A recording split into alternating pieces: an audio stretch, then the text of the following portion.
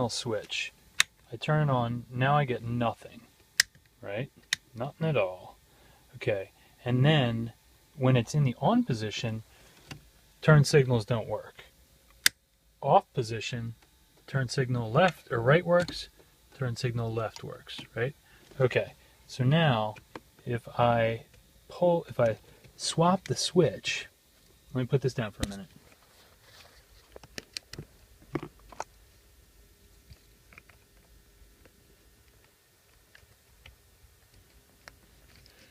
Okay, now I put in the other switch.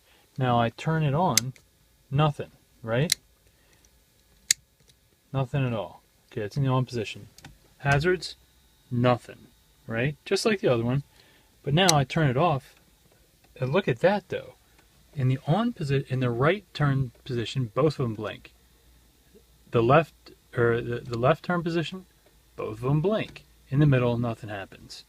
Seems like something's wrong with my switches.